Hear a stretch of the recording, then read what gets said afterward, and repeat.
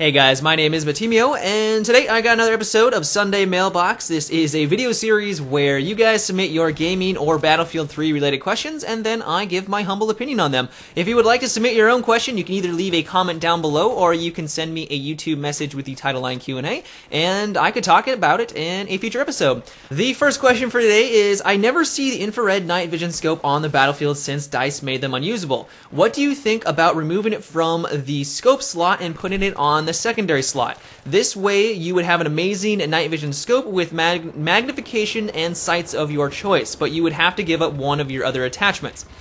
So it's definitely a very creative idea, but I still don't think I can get on board with this because I kinda like the infrared scope. I've made a couple of videos of myself using it. I find it to be a very interesting attachment to use, and once you get the hang of it and you use it on the correct maps, it can actually be quite useful. It has its advantages and also has its disadvantages, which is pretty much why, or as in my opinion, is how you would want to build a scope. You don't want it to be, good in every engagement, but you also don't want it to be terrible as well. Granted, some people will make the argument that it's terrible in every engagement, but on some maps like Strike at Karkin or Caspian Border, which are a lot brighter, there isn't a lot of fog or debris flying everywhere like Operation Metro or Grand Bazaar, I find it to be very useful. And I know how stupid that sounds because those maps are actually brighter and you would assume it wouldn't do as well, considering that Bazaar and Metro are a little bit darker and you would think they would do better on those maps, but that's really just not the case. And I kind of tailored today's gameplay around this particular question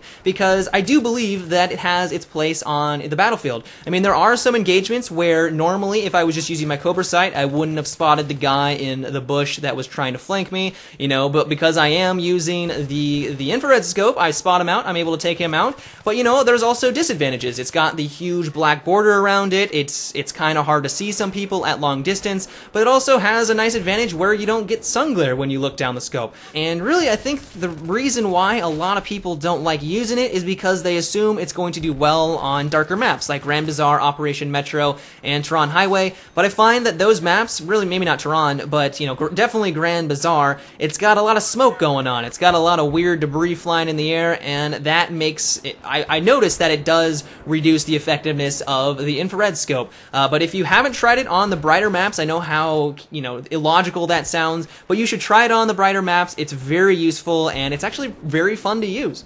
The next question for today is, now that the assault kit has both powerful assault rifles and the med kit, in some games like Rush on Sand Crossing, the attacking team will stack medics and revive each other forever. Once I held down an alleyway and got 10 plus kills, but I eventually got ran over because they were all medics and they could just keep reviving each other. For some maps, the medic train is just unstoppable. Do you notice this problem, and do you think there is a way to solve it?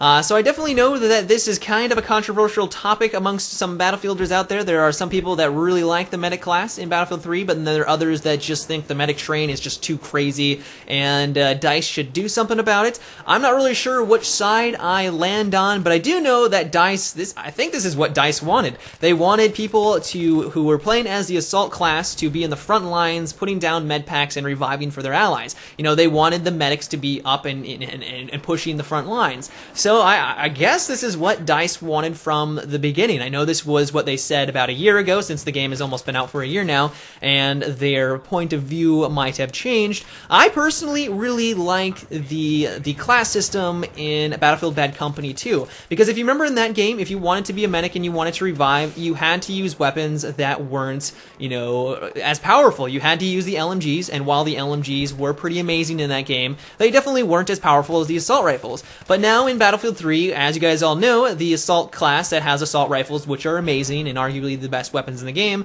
they also now have the healing capabilities and the ability to revive, and that right there is a pretty amazing combination. And so while I know some people make the argument, well, hey, the engineer is overpowered because they are pretty much the only thing that can take out vehicles, and in Battlefield 3, vehicles are very, they're very predominant, and that's another very fantastic point. But I personally would like the next, or hopefully in Battlefield 4, where they will go down the way that Battlefield Bad Company 2 was, so that if you did want to revive and you wanted to play that more support role, you would run with an LMG and you would have your med kits and stuff like that, and you just wouldn't be this amazing pain train like you are in Battlefield 3.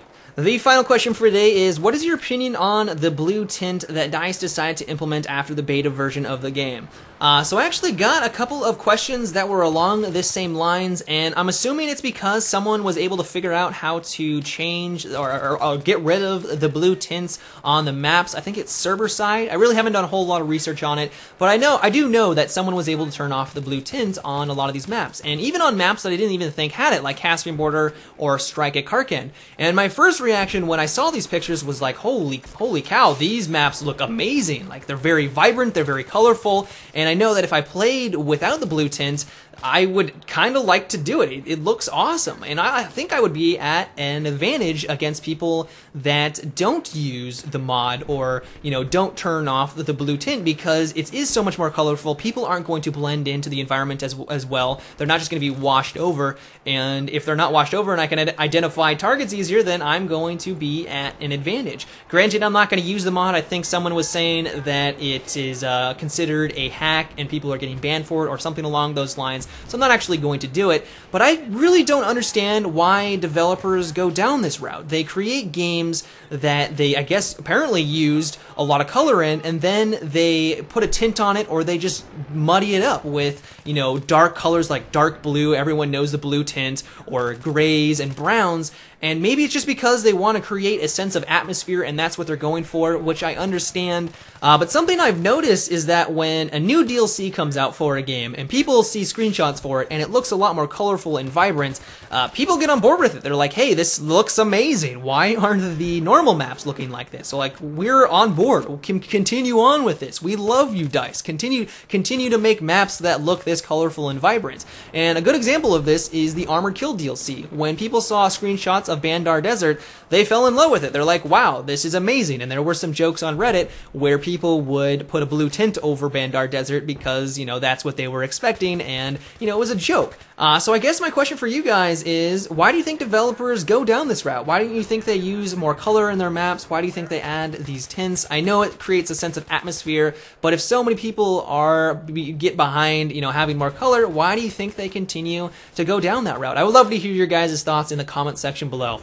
But that's it for today's Sunday Mailbox, guys. I hope you enjoyed. Remember, if you would like to submit your own question, you can leave a comment down below, or you guys can send me a YouTube message. If you guys enjoyed today's video or just want to support my channel, always appreciate it when you give my videos a rating, and if you haven't already, subscribe for more. But until next time, guys, have a good one and take it easy.